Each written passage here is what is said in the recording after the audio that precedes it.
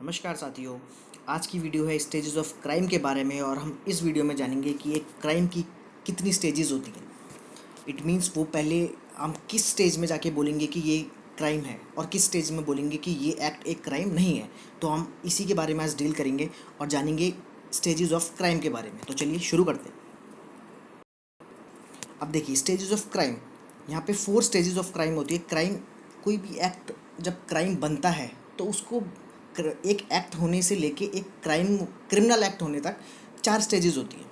First of all mental contemplation और intention. इसका मतलब है कि सबसे पहले अगर किसी को कोई क्राइम करना है तो उसके मेंटल कॉन्टेम्पलेशन मीन्स उसके माइंड में वो चीज़ आनी चाहिए, या फिर इसे हम इंटेंशन भी बोल सकते हैं, उसकी इंटेंशन होनी चाहिए वो करने की। ठीक है, तो सबसे पहले उसके माइंड में आएगा वो चीज़ करने का कि हाँ मुझे ये एक्ट करना है, तो वो माइंड में आ गया तो इट मीन्स पहली स्टेज इज़ क्लियर, पहली स्टेज उसने पार कर ली है। ठीक है, अब देखिए कोई भी चीज़ माइंड में आ सकती है।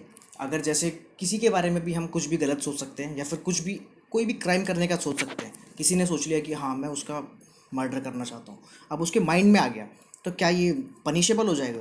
क्या सिर्फ सोचने मात्र से हम उसको पनिश कर सकते हैं? तो इसका आंसर है no. It means mental contemplation punishable नहीं होती है और ये पनिशमेंट इसमें नहीं दी जाती है। बट इसका बहुत ही रेयर एक्सेप्शन है, ये आपको बहुत ही मुश्किल से ढूंढने में भी बुक्स में मिलेगा, जो है अबेटमेंट। इट मीन्स देखिए अबेटमेंट, इसका एक्सेप्शन कैसे हो गया। अब हमने अबेटमेंट में क्या किया, सिर्फ माइंड में डाला सामने वाले कि हमने सिर्फ माइंड में डाला कि हाँ तू तू ऐसा कर ले, या फिर किसी भी तरीके से हमने उसके माइंड में डाल दिया कि उसे ये क्रिमिनल ऑफेंस करना चाहिए। सिर्फ बस हमने माइंड में डाला और वो एक ऑफेंस बन गया और वो पनिशेबल भी होता है। तो इसीलिए मेंटल कॉन्टेम्पलेशन का अगर आंसर आएगा, क्वेश्चन आएगा, तो आपको आंसर करना है नो, ये पनिशेबल नहीं होता है। बट इसका बहुत ही रेयर एक्सेप्शन है, अगर कहीं पे पूछा भी गया तो अवेटमेंट इसका एक्सेप्शन है, सिर्फ आपको याद रखना है। ठीक है, सेकंड इज प्रिपरेशन। अब देखिए माइंड में आ गया तो अब वो माइंड वाले को एकम्प्लिश करना चाहेगा, तो कैसे, कुछ प्रिपेयर तो करेगा, कुछ जैसे कुछ वेपन्स अरेंज करेगा, या फिर कुछ भी कोई प्लानिंग करेगा, तो कुछ करेगा, वो प्रिपेयर करेगा। तो इसका मतलब है अरेंज करेगा वो मीन्स एंड मेजर्स जिससे वो अपना वो क्राइम कर पाए। ठीक है, अब देखिए ये इसमें भी बहुत ही मुश्किल है पहचानना कि ये प्रिपरेशन क्राइम के लिए ही हो रही है। ठीक है, तो इसीलिए ये भी जनरली ये भी पनिशेबल नहीं होता है। एग्जाम्पल देखिए, अब कोई एक शॉप पे गया और वो उसने बोला कि मुझे सबसे धारदार चाकू दे दो। ठीक है, अब दुकानदार ने सोचा कि चाकू तो सब ले जा रहे हैं, बट ये धारदार क्यों मांग रहा है? उसने कहा सबसे धारदार देना जिससे एक इंसान को भी मारा जा सके। उसने ऐसा बोल दिया सपोज। अब उसने, दुकानदार ने क्या था, उसने दे दिया। अब सिर्फ लेने मात्र से, हालांकि उसकी इंटेंशन है किसी को मारने की, पर शॉपकीपर को चाहे जो भी लगे उसकी इंटेंशन किसी को मारने की है, शॉपकीपर को इससे कोई मतलब नहीं है, उसने उसे दे दिया। अब क्या प्रिपरेशन उसने कर ली, वो ले आया, क्या सिर्फ यहीं पे हमें ये प्रूफ हो गया कि वो सच में ही मारेगा? नहीं हुआ। ठीक है, तो इसीलिए प्रिपरेशन भी नहीं दिखाती है कि कोई एक्ट क्राइम बन चुका है। ठीक है, और प्रिपरेशन स्टेज भी पनिशेबल नहीं होती है। ठीक है, मेंटल कॉन्टेम्पलेशन पनिशेबल नहीं है, प्रिपरेशन भी पनिशेबल नहीं है। मेंटल कॉन्टेम्पलेशन का बहुत ही रेयर एक्सेप्शन अबेटमेंट, प्रिपरेशन का फिर भी एक्सेप्शंस होते हैं। ये जनरली इसे बोलते हैं कि पनिशेबल नहीं है, बट इसके कुछ एक्सेप्शंस हैं जो आईपीसी में मेंशन किए गए हैं।